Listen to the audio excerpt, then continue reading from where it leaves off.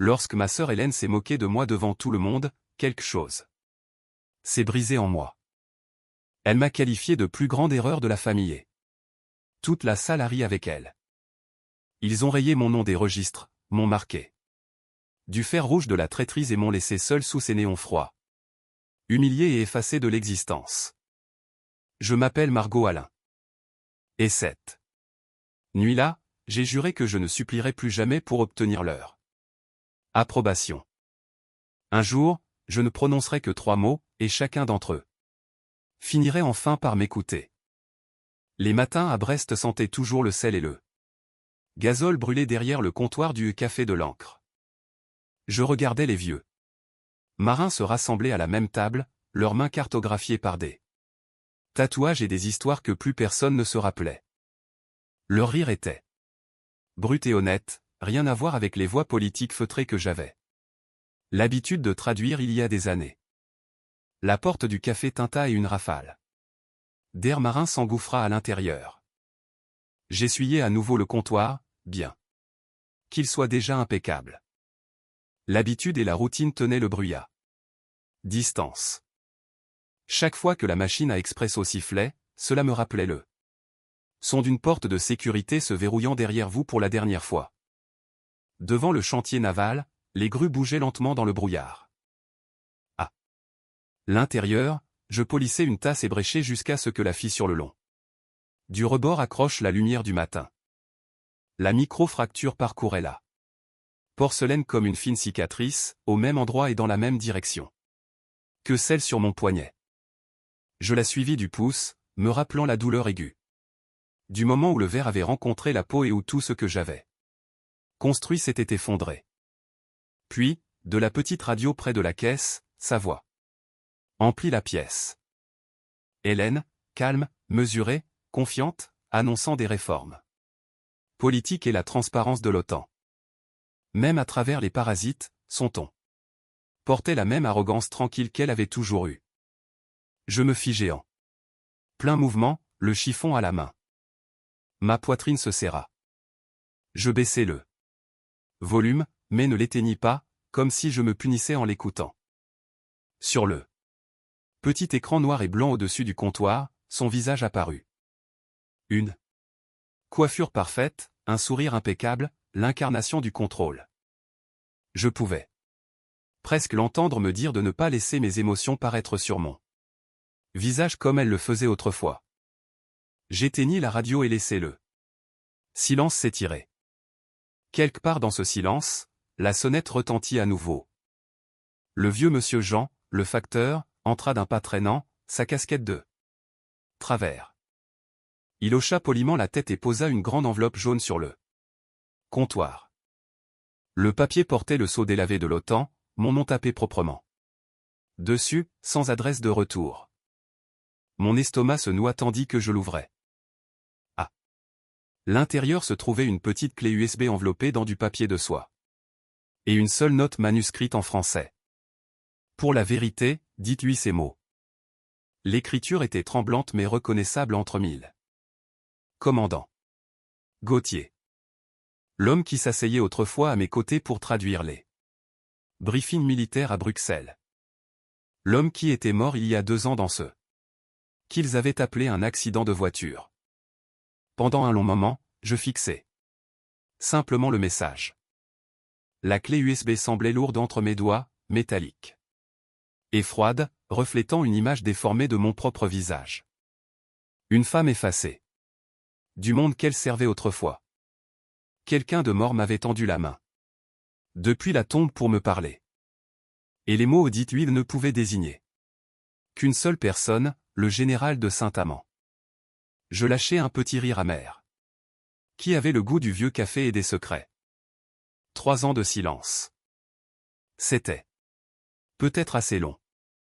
Cette nuit-là, la pluie continuait de frapper contre la fenêtre, patiente et implacable, comme si le temps lui-même testait ma capacité à attendre encore. La lampe sur mon bureau projetait un cercle de lumière terne. Sur de vieux papiers et des lettres non ouvertes. J'insérai la clé USB dans mon ordinateur portable. L'écran cligna, demandant un mot de passe. J'essayais la date de naissance de Gauthier.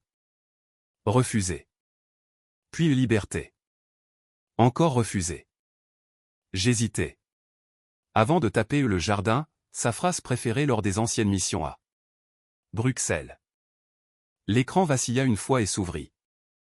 Une voix jaillit des haut-parleurs, granuleuse et faible, s'élevant à peine au-dessus des parasites. C'était Louis Gauthier. Sa voix portait le son d'un moteur à l'agonie en arrière-plan. Margot, si tu entends ceci, je suis déjà parti. Tu n'as jamais été en tort. Le rapport a été modifié, et la signature qui t'a ruiné appartient à Hélène Alain. Pendant un instant, tout s'arrêta en moi. Je fixai le moniteur, écoutant le léger tremblement dans son souffle. J'ai gardé les fichiers originaux. Il y a un disque dur. Louis Dupré le possède.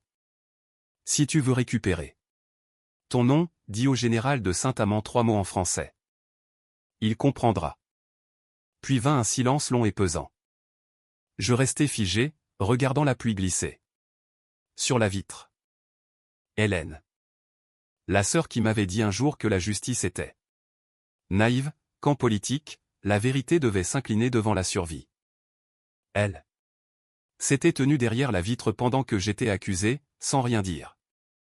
Je pressai ma paume contre le bureau en essayant de me stabiliser. Dehors, les lampadaires saignaient à travers la pluie comme de l'or fondu. Je n'ai pas pleuré. Je n'avais pas pleuré depuis des années. Je sentais seulement quelque chose de verrouillé en moi se remettre en mouvement.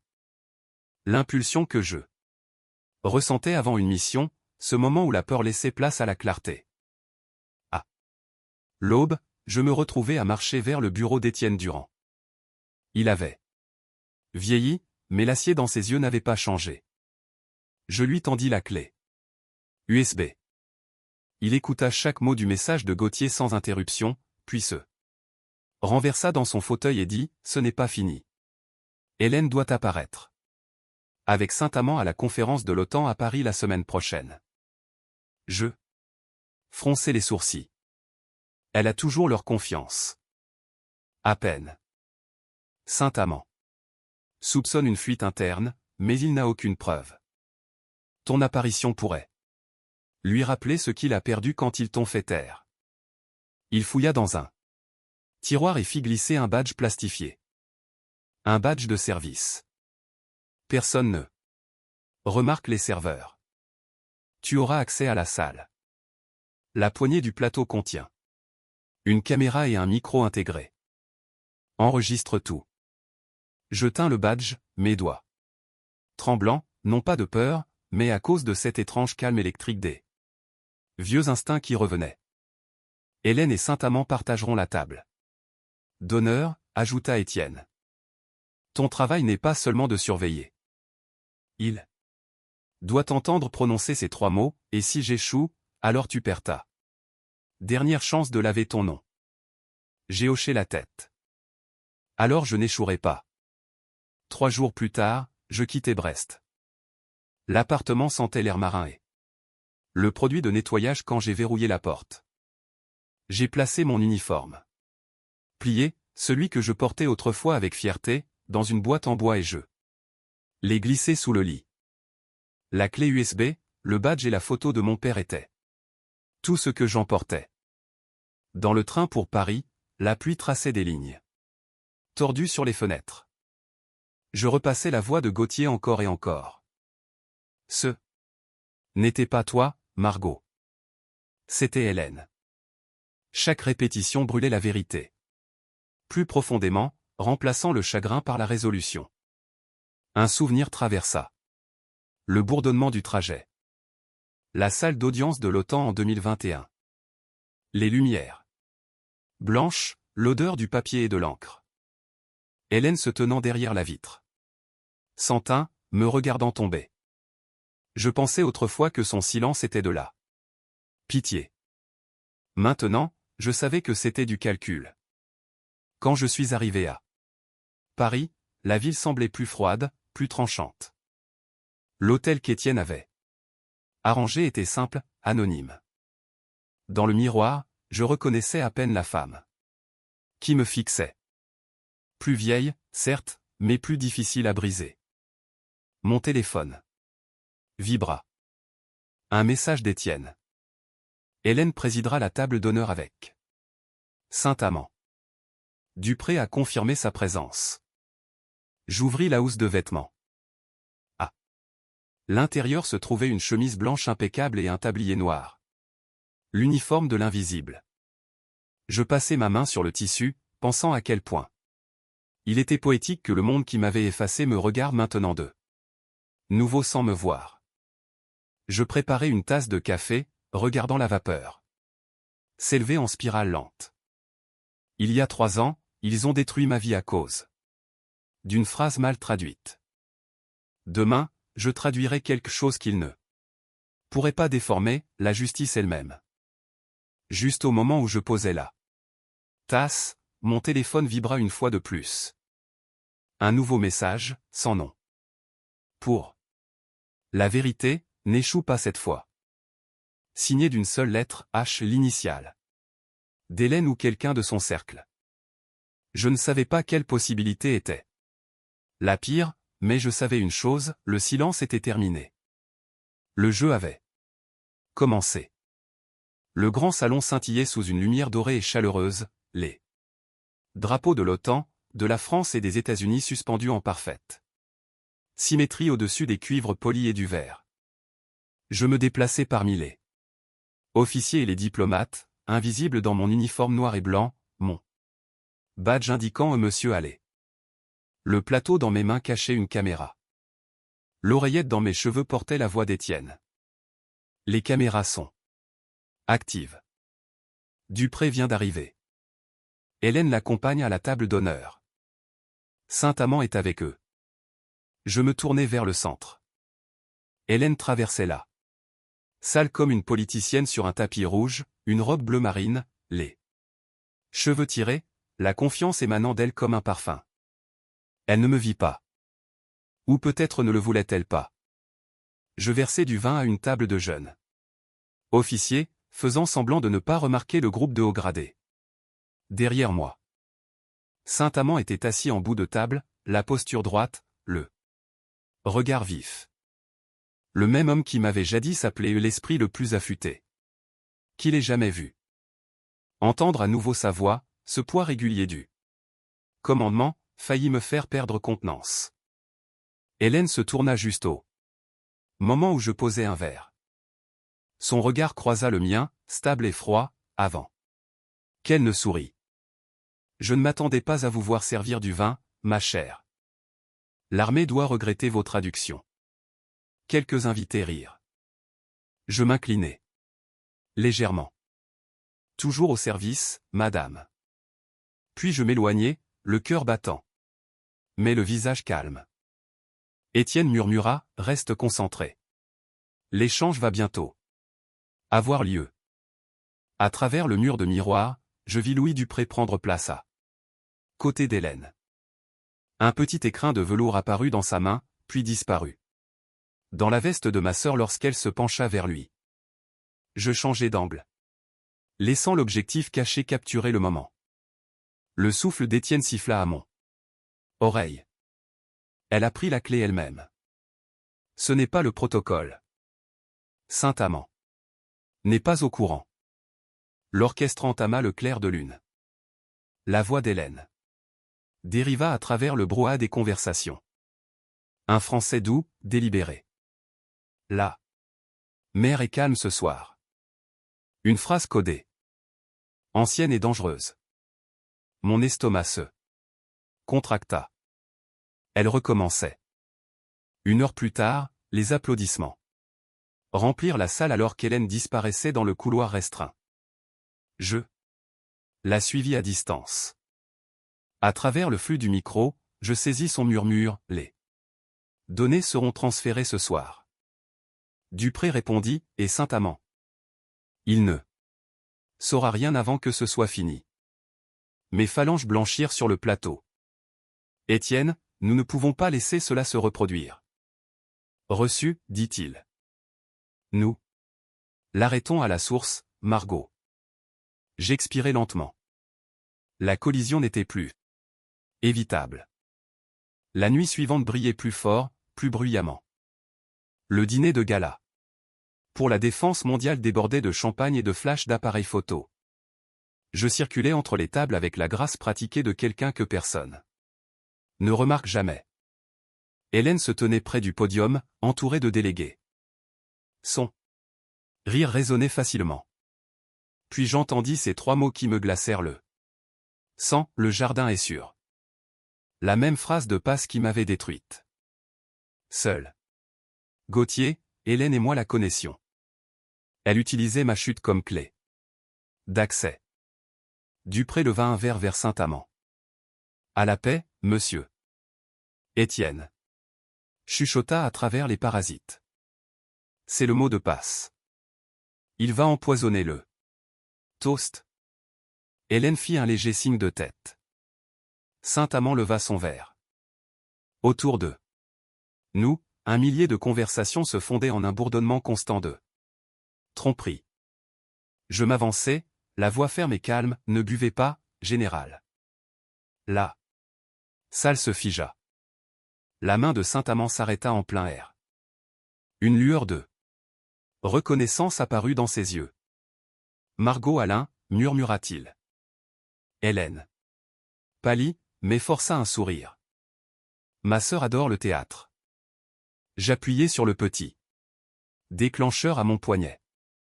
Le flux du plateau fut diffusé en direct sur les écrans de sécurité de la salle. L'image apparut derrière eux, Hélène acceptant la clé, murmurant le code, scellant sa culpabilité. Saint-Amand abaissa son verre. Fermez les portes. Les gardes bougèrent rapidement. Dupré fut saisi. Le téléphone d'Hélène fut confisqué. Les techniciens confirmèrent que la clé contenait une copie exacte de la fuite de 2021, marquée de sa signature numérique. Saint-Amand me regarda, sa voix basse mais féroce. Vous aviez raison. Depuis le début. Hélène essaya de parler. Vous ne comprenez pas, j'ai reçu des ordres. Aucun ordre n'excuse la trahison, dit-il. Je restai immobile, le poids de 3 ans s'exerçant et se levant d'un coup. Hélène s'effondra sur sa chaise. Le masque se fissurant. Pas de triomphe, pas de vengeance, seulement la vérité. Enfin correctement traduite. La salle d'interrogatoire en sous-sol était assez froide pour qu'on puisse sentir le goût du métal dans l'air. Les seuls sons étaient le ronronnement des conduits d'aération et un stylo cliquetant contre la table en acier. Hélène était assise en face de moi, les bras croisés, le visage calme mais les yeux tendus. Le général de Saint-Amand plaça le disque du rentre. Nous. Madame Alain, ceci contient les mêmes données que la fuite de 2021. Une seule personne avait accès aux deux, vous. Hélène laissa échapper un court rire. Je supervisais la sécurité, pas la traduction. Je croisais son regard. Tu supervisais la dissimulation, pas la sécurité. Étienne fit glisser un email. Imprimé sur la table. Transcription française modifiée approuvée par Alain. Un seul regard et je sentis le vieux frisson me parcourir l'échine. Hélène avait changé ma phrase, la transformant en un code qui ouvrait le réseau de l'OTAN. La voix de Saint-Amand coupa le silence. La phrase qui a déclenché la fuite, vos mots, Hélène. Elle serait dit. J'ai suivi les ordres du sous-secrétaire. Il est mort depuis 2 ans, trancha Saint-Amand. Vous avez continué après sa mort. Son visage se figea. Le mensonge s'effondra. Quand ils m'ont accusé, tu n'as rien dit, ai-je dit doucement. Tu n'aurais pas survécu, murmura-t-elle. Quelqu'un devait porter le chapeau. Ce quelqu'un, c'était moi. Étienne me tendit un stylo. Capitaine Alain, signé pour confirmer la chaîne de possession. Ma main ne trembla pas. Je signai. Saint-Amand hocha la tête. Pour le dossier, vous êtes réintégré. Les yeux d'Hélène s'agrandirent, l'incrédulité se mêlant à la jalousie. Je ne la regardais plus. La pièce ressemblait à une morgue, trop blanche, trop brillante. Seule Hélène et moi restions. Pourquoi, Hélène? Parce que le silence protège le pouvoir. Le pouvoir protège la survie. Et qui protège? La vérité? Elle sourit avec mépris. La vérité ne nourrit pas les familles. Margot. Non, mais elle permet de les regarder en face. Étienne entra, jetant un dossier. Chaque transaction depuis 2022. Ta clé de cryptage. 200 000 €. Venant de Dupré via une société écran. C'était du conseil, aboya Hélène. Alors. Pourquoi le cacher? Rétorqua Étienne. Saint-Amand observait derrière la vitre. Je me penchai en avant. Tu aurais pu me le dire. Je t'aurais protégé comme je l'ai toujours fait. Sa voix tremblait maintenant. Tu as exposé des gens au-dessus de moi. Ils t'enterreront. Peut-être, dis-je, mais cette fois, je suis déjà debout sur la tombe. Les gardes l'emmenèrent. La porte en acier se referma. Comme un point final sur 3 ans de silence. Saint-Amand me remit une petite enveloppe, ma carte d'identité militaire réintégrée. Vous l'avez regagnée. Capitaine. Je la regardai, puis la reposai. Non, mon général. Je l'ai juste emprunté le temps de finir ce que j'avais commencé. Je sortis dans le couloir. Sombre, n'emportant rien d'autre que ce calme qui ressemblait enfin à la paix.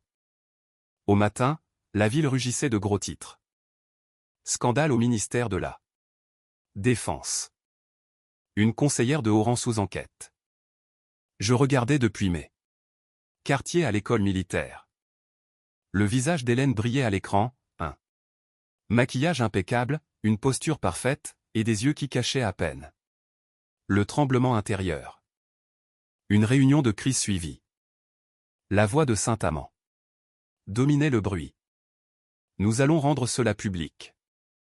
La presse sait déjà, mais cette fois, l'histoire sera racontée correctement. Il me regarda.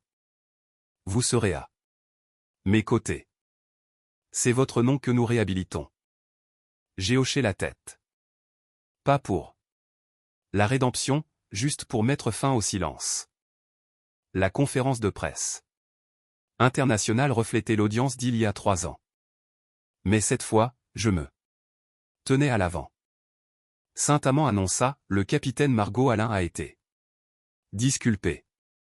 La vérité a survécu au silence. Je fis face au microphone.